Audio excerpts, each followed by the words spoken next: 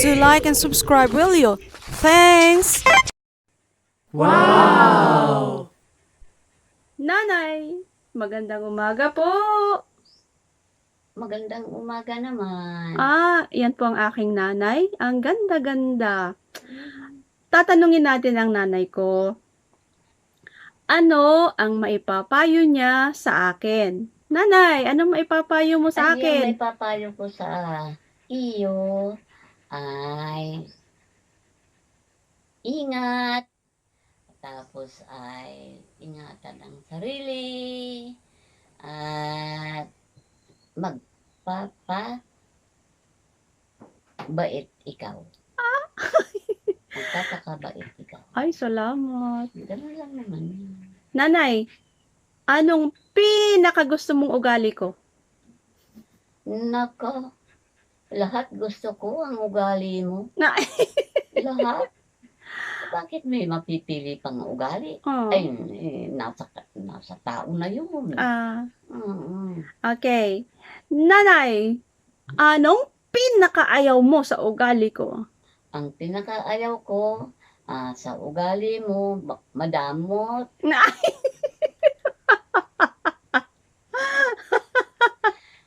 Ay, hindi, babawiin ko. Mapagbigay. Kahit umulan, umaraw, dinadalhan mo ako dito ng aking merienda, ulam, hindi na alis yung pagpapadala ng ulam. ayun. Okay, nanay, umpisahan natin. Ano nanay ang maipapayo mo sa iyong bunso? Si Bunsoy. Si Butotoy, Haan sino? Si Raymond? Wan. Ala, ang may papayo ko dyan sa bata na yan, iyan, ay mainitin din ang ulo yan. Pero siya mapagbigay, mabait. Iyang bata na yan. Wow! Kakainin na lang, ibibigay pa sa akin.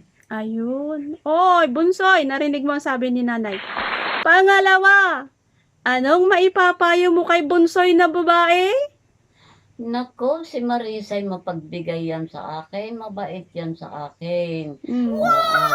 Kahit nasa Maynila siya, nandito ako sa probinsya, binibilhan ako ng damit ko, at saka yung may hikaw, may kwintas, may bracelet.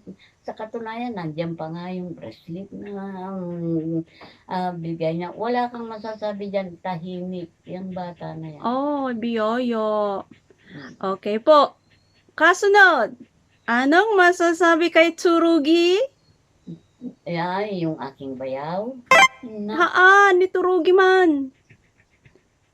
Ay, kay Turugi. Wan. Rodi ka.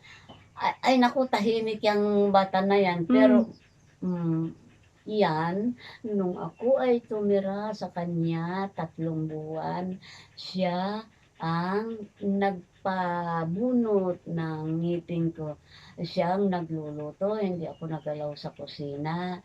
Wala kang maririnig yan, ni bugnot, ni kung ano. Ay, pagka yan ay may panahon, nanay, lalabas kita. Nabilhan ako na si Chirya. Oh. Alan, ang bait mo Mabait yan sa akin. Wow! Okay. Ang kasunod ay si Kankana ay. Ay, si Beth. Haan Sino? Ni Eric man. Nako, ay si Erickson. Nako, Diyos ko. Nako po. Ay, mabait din sa akin. Sa katunayan, nagtayo ng bahay ko. Ay, sinunog yung mga dapat gagamitin ko pa kagaya ng jacket, mga sure. Ay, naisapila ang doon sa pinagkukuha. Lahat ng aking wala. Ay, Sinunog, pero may tira naman. Gusto, walang kalat. Wala siyang kalat. Gusto, malinis yung bata na yan. Malinis. Wala akong masabi dyan. Mapagbigay yan. Kaya lang, ay di alam mo na, pagka medyo may sumpong, mainit ang bait. ayun. Ayos na yan? Mm. Okay. Mainit ang bait. Paakyat tayo. Sinong kasunod? Ako'y tapos na. Anong masasabi mo sa iyong isang prinsesita Kay, ni Manang Lilian? ay, matulungin yan sa akin, sa totoo lang. Matulungin. Nagkakasakit ako ng hatid lahat. Ganito, pinaglalaba ako. Pero, ang ayaw ko sa kanya, nagagalit sa iba, pati ako. Hindi nainig sa akin. Oo. Wala naman akong kasalanan. Pero mabait yan, alalay ko yan dito. Nung wala pa si Perlita, alalay ko yan dito. Kahit anong sinasabi niya na, ay, Lilian sa itaas, Lilian sa ibaba. Ay, anong buhay ni Lilian? Ang gana rin yun. Okay. Sinong kasunod? Si Ate Lourdes. Ay, yan ay mabait. Hindi ko pa daupang palad yun. Bata na yun. Oo. Kasi gusto sana niyang magbakasyon dito. Merong humadlang. Oh. Oo. Ay, kahit isang linggo man lang. Ayun. Kinukuha naman nila ako sa kanila. Mahirap kasi marami akong manok nun. Walang mag-aano. Paano na itong bahay ko? Marami akong manok nung mga panahon yun. Ayun, mabait siya, mabait. Okay. Salamat at itong edad kong ito ay nagpangita pa kami. Ayun, biyaya. Ang kasunod, ang panganay mong prinsesita ni Manang Bet. Ay, wakirat yun.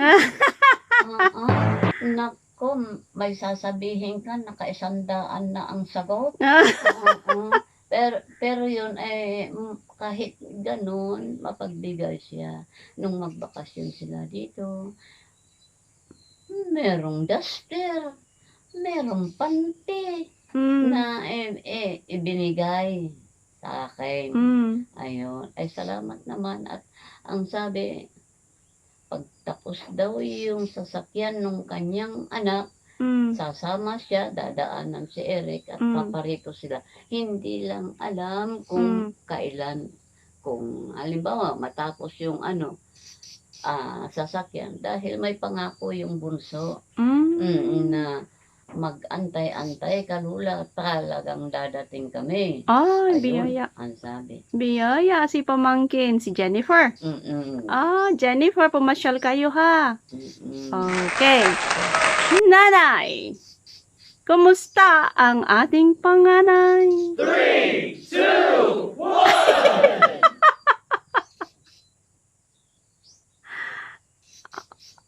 Okay, ayos din. Tahimik siya. Wala kang problema dyan. Tahimik. Okay po. Meron pa po tayong kasunod.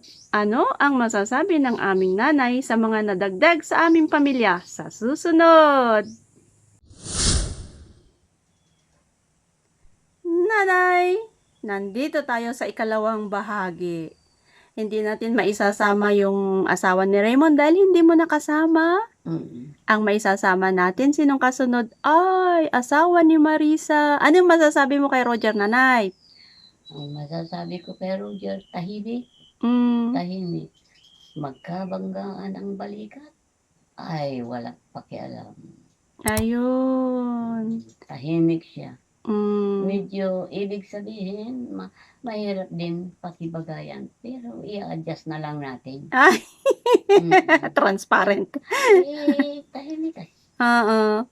Pero nanay, may kabaitan kasi iniwan sa iyo yung hulmahan ng Ay siya nga pala. semento. Hollow block, gagawing hollow block. Biyaya. Yan, iniwan sa akin. Oh. Ibig sabihin, May hanap. may hanap buhay ako kahit nakaupo. Ayun. Na ang sabi, huwag kang tataas sa sinabi ko sa iyo, nanay. Piso. Isang hollow block, piso. Ayun. piso. Siyang ano ay. Hindi Mm. ko na maalaala nga pala. Ang kasunod na dumagdag sa ating pamilya ay ang nagpagawa ng iyong bahay. Si Eric. Ay, Yung kanyang yung kanyang asawa. Ano masasabi mo doon? Ay, mabait si Junalyn. Mabait. Thank Ay, you. pagdating, nanay, gusto mong tinapay. Mamaya, mainit yata ang ulo ni Eric na naman. Mamaya, mabili ako nanay ng coke at iinumin natin. Ay, ikaw ang bahala. Sabi ko, nanay, huwag kang gagalaw sa kusina. Ako ang gagalaw. Totoo naman yun. Oh. Yun, ang masasabi ko kay Junalyn. Junalyn. Sinong kasunod? Okay, ang kasunod ay si asawa ni ate. Si Bakla. Si Bakla. Sa bundok. Nako. Maganda nun ang timpla pag meron kang ibibigay na pang-inom. Ay, mahal na mahal ka niya. At ang sabi, nanay, mahal ko yung iyong anak. Ang sabi ko naman, huwag mong sasaktan yung anak ko. Ay, hindi po nanay. Talaga. Ayun. Huwag mong sasaktan. Okay. Ang kasunod, ang asawa ni ate na nasa Cavite. Ay, mabait yun. Mabait. Siya ang nung magbakasyon sila dito, siya ang nagkakatnig ng bumili ka ng ganito, maggugulay tayo, mga ganun. Nung dumating sila dito, kumpleto. Wala kang maririnig doon. Tahimik. Tahimik yun. Love mo? Siyempre. Bakla. Ay! Manugang mo ay di love. Sige. Lahat ng manugang love. Love. Oo. Kasi mga kabiak ng iyong mga anak ay di love. Ayun. Nakuha na.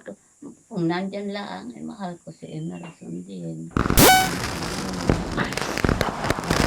Wala na yan sa iyo. Ayun. Wala na yan sa iyo. Mahal ko si Emerson. Kung sa katotohanan, nanay at kami pa ni Emerson, siya ang pinakamahal mo, ano? Pinakamahal mong anak? Na pinakamahal mong manugang, ano? Ha? Si Emerson. Totoo po yun. Mabait yun eh. Si Emerson. Hindi lang kami okay. Okay. Kasi nung magbakasyon siya, nandun ako kay Alan. Ay, hindi niya mabuksan-buksan. Hindi niya mabuhay yung shilling. Ay, sabi ko, ay, ganito, ganyan. Nabuksan naman. Wala. Akay-akay ako mula doon sa kwarto nila at hanggang sa kusina. Yun ang ginawa sa akin. At nagbigay pa ng barya, hindi ko alam kung 350, ay pang ano daw, pambayad sa ilaw. Ay, ang problema, ay nito nung wala na si Emerson, kinapos itong Erickson, ay itong Turuge, kinuha ni Turuge. Kaya palitan ko nanay, oo naman, walang problema doon. Yun. Everyone, that's my mother. She's 86 years old. Inaalam lang natin ang laman ng kanyang puso. Ang gusto nating mangyari, ano ang kanyang mga